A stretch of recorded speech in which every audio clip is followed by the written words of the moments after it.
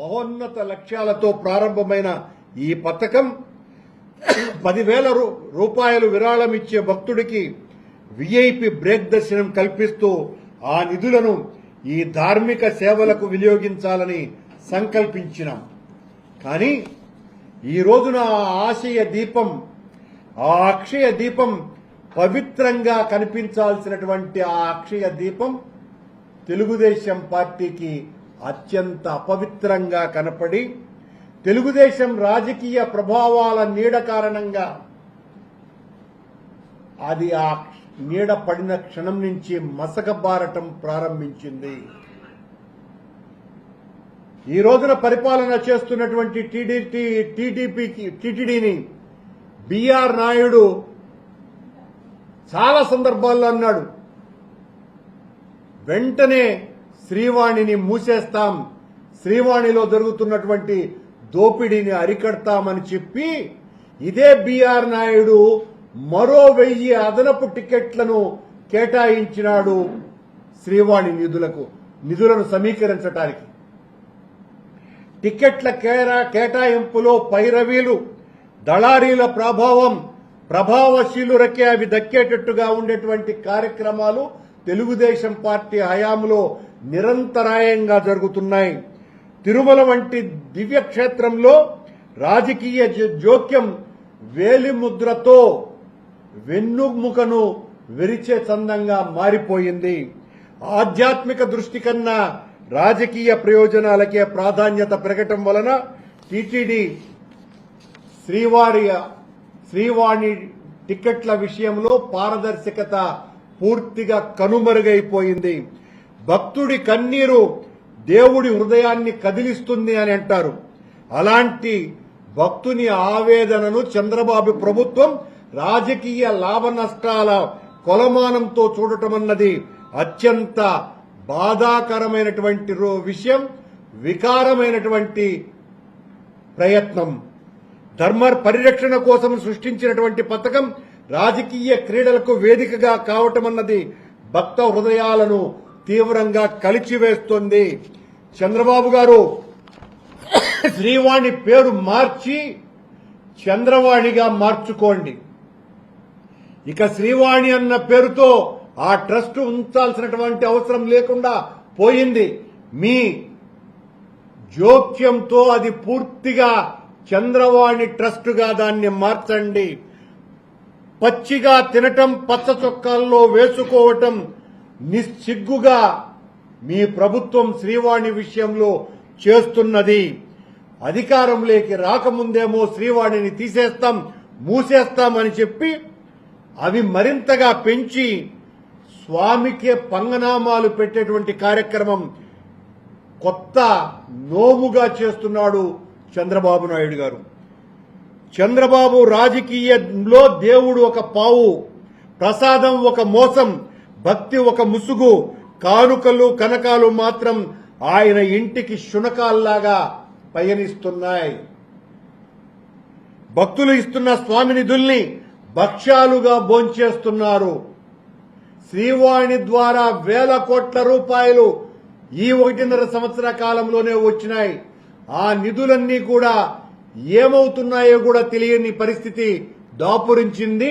అవన్నీ కూడా పచ్చ చొక్కా నాయకుల జోబుల్లోకి వెళ్లేటువంటి దానికి ఒక రహదారిని చంద్రబాబు గారు నిర్మిస్తున్నారు అనేది స్పష్టంగా జీవో ద్వారానే అర్థమవుతున్నది. ఈ రోజున శ్రీవాణి టిక్కెట్లు ఆన్లైన్ ద్వారా 800 ఇస్తున్నారు.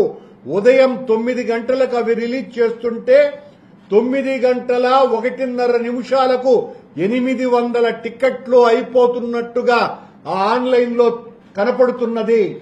ఆశ్చర్యంగా కొద్దిమంది ట్రావెల్ ఏజెంట్లు, దళారులు, బ్రోకర్లు, డాఫర్లు ఆ శ్రీవాణి టిక్కెట్లను 15,000 రూపాయలకు అమ్ముతున్నారు. ఈ రోజున విజిలెన్స్ వాళ్లే పొరపాటున చెన్నైలో ఉన్నటువంటి పద్మావతి ట్రావెల్ ఏజెంట్స్ వాళ్లు టికెట్లు అమ్ముతున్న విషయాన్ని పట్టుకున్నామని ప్రకటించటం కూడా జరిగింది. కేవలం పద్మావతి ట్రావెల్ ఏజెన్సీ మాత్రమే కాదు, కొండ మీద కొండ కింద ఇంకా 7-8 మంది ఇలాంటి బ్రోకర్లు, దళారీలు 15,000 రూపాయలకు టిక్కెట్లను అమ్ముతున్నారు. దీని వెనుక టీటీడీ అధ్యక్షుడు, ఒక పాలక మండలి సభ్యుడు, స్థానికుడైనటువంటి వాడి హస్తమున్నదనని కోడై కూస్తున్నది. 9 గంటల 1:30 నిమిషాలలో 800 టికెట్లు అయిపోవటమేంటి? 9 గంటల 10 నిమిషాలకు 15 నిమిషాలకు అదే బ్రోకర్ల ద్వారా ఆ టికెట్లు రిలీజ్ కాబడుతున్నాయి. ఇది ఆశ్చర్యకరమే కాదు, టీటీడీకి అవమానకరమైనటువంటి విషయం. బిఆర్ నాయుడు గారికి సొంత ట్రావెల్ ఏజెన్సీ కూడా ఉన్నది. దాని పేరు ట్రావెల్ క్లబ్ 4X. ఈయన దాదాపు ఈ 30 సంవత్సరాలుగా ఈ ట్రావెల్ క్లబ్ 4X అన్నదాన్ని నడుపుతున్నాడు. ఈ ట్రావెల్ క్లబ్ 4X కి చెన్నైలో ఈరోజు పట్టుబడ్డటువంటి పద్మావతి ట్రావెల్ ఏజెన్సీకి, అలాగే ఇక్కడ బ్రోకర్లుగా ఉండి టికెట్లు అమ్ముతున్నటువంటి ట్రావెల్ ఏజెంట్లకి ఉన్నటువంటి సంబంధం మీద విజిలెన్స్ విచారణ జరపాల్సినటువంటి అవసరమున్నది. వెంకటేశ్వరుని నిధులన్నీ కూడా లోకేష్ పాలవుతున్నాయి.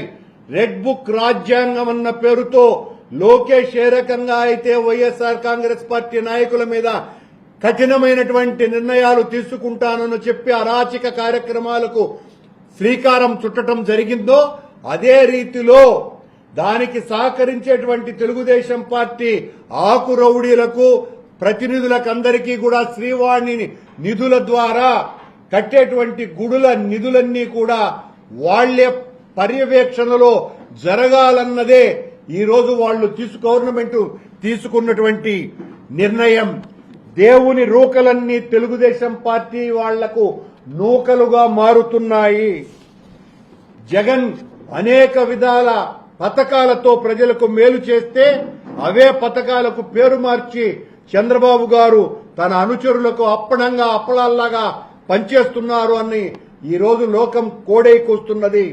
భక్తులు స్వామికి నిలువు దోపిడీ చేస్తూ ఉంటే చంద్రబాబు స్వామినే నిలువు దోపిడీ చేస్తున్నారు అన్నది శ్రీవాణి నిధుల విషయంలో జరుగుతున్న తతంగం ద్వారా స్పష్టంగా అర్థమైపోతున్నది. టెండర్లు లేకుండా పనులు అంటే వెండర్లు లేకుండా అమ్మించినట్లే. నిధులు నేరుగా ప్రజాప్రతినిధుల జోబుల్లోకి మారటానికే ఈ కుట్ర.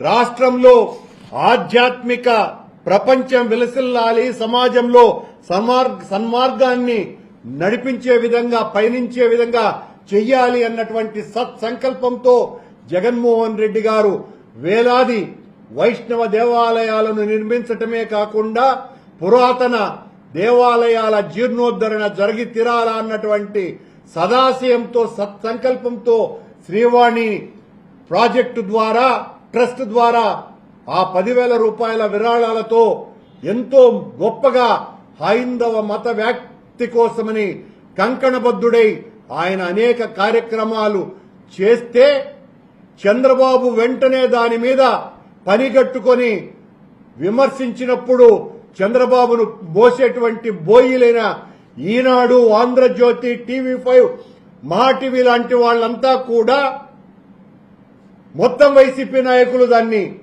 జోబిలోనే వేసుకుంటున్నారని ప్రచారం చేసినటువంటి మీరు ఈ రోజున తెలుగుదేశం పార్టీ కార్యకర్తల ద్వారానే ఈ నిధులన్నీ కూడా పంపకాలు జరుగుతున్నాయంటే ఒక్క మాట మాట్లాడరే.